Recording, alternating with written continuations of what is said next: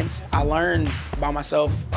I watch people on YouTube, you know, and I watch their style and I watch their moves, and I don't necessarily take their moves, but I try to take their mindset of like how they came up with certain moves or their creativity to their style. I think, what are they thinking about when they like do these moves, or their creativity is something different that I haven't seen before in a street dancer. So I pretty much take all of that and I put it into one, which is myself. What I love about dancing is the fact that I can communicate to people without having to talk. If I want to say something, I'd rather say it through movement. At the same time, I feel like there's no way to stand still when I do hear music or hear a beat. So in a way, it's just in me, and I feel like it's something I can't control. So it's more so of an instinct than a choice. Whoo! When you get on that stage, oh man, the pressure shoots up, and it's just like, now this is my time. Like, it's either do or die right now, and really your fight or flight instincts take over. You have to roll with it. It takes a lot of energy and willpower, as far as mental energy and willpower. I feel like a lot of it is in your head. So you have to really be prepared mentally to accept whatever happens, and you have to give it your all 100%.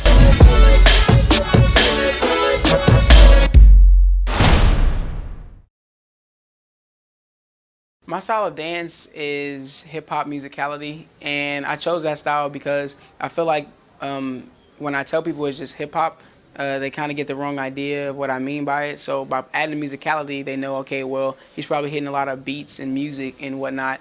And it's actually sometimes even different from that. Like, when I actually dance, people can't tell what my style is. It's so versatile and there's so much in it that it's just easier to portray it as hip-hop musicality, or to say it's hip-hop musicality. Oh my goodness, to be in the top 20 means everything to me. I feel like I've accomplished something, whatever that is, not even just being in the top 20, but as a dancer going this far. Out of everyone who auditioned and unfortunately didn't make it, I made it this far. So this means a lot to me as far as that, and also to everyone, to a lot of people who didn't think that I could go this far in dancing, or that, dancing is just a hobby. You can't really do anything out of it. Like, I feel like I'm proving them wrong by being in the top 20. What happened was, I originally was going to audition for something else, and then I missed the audition date. So instead of auditioning for that, I was like, you know what, well, why don't I go audition for So You Can Dance with a buddy of mine?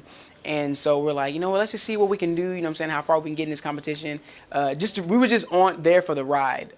So we went, auditioned, and I ended up making it this far. Unfortunately, my friend didn't, but I feel like I'm carrying both of us in a way because he didn't. So yeah, I decided to do that, and I'm here now. To be honest, I wouldn't have auditioned for this. It was something that I just kind of started doing just to see how far I could go in the competition. And until I auditioned, that's when I first started looking up previous seasons of So You Think You Can Dance, because I'm like, okay, I gotta know what I'm getting myself into. I'm just doing this and not really knowing what's going on. So my most memorable moment has probably definitely been the Vegas week.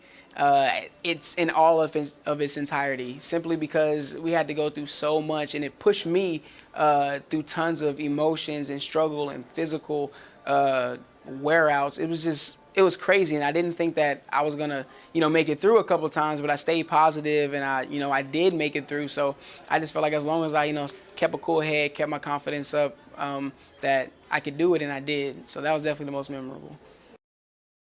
What helps me prepare before any performance is I kind of psych myself out to let myself get nervous, and then what I do, I let the nerves push me and drive me and take over my body, so that everything I do is 100% better than what it would be if I was calm. Because I feel like it's cool to be calm, but I do my best work when I'm nervous or under the pressure or excited. So if I am under the pressure, I just use those nerves to get excited for my performance. I got the name Fiction when I was in 9th grade, so freshman year. And I'd already been dancing, and I was, I guess, good for my age. And I met a dancer who was also really good at what he does, and he saw me dance, and he gave me a compliment that a lot of people have given me. He said that, oh, when you move and you dance, your movements look like, your body looks like it's not attached, or like your moves look unreal. And I was like, oh, okay, thank you, I've gotten that a lot. He's like, you really need a dance name. I was like, yeah, I feel like I do need a dance name. Like, what should it be? I really want one. And he's like, well, it has to be something that fits you, something that when you dance, like, it's already there. So I'm like, okay, something that fits my style. He's like, yeah. And he was like, what about fiction? I was like, fiction? I had to say it a couple times, like, fiction, fiction, fiction. Like, do I really want people to call me that? And then I thought about it, like, you know what, that would be pretty cool. You know, I've gotten all these comments that when I move, it's unreal, so might as well stick to it.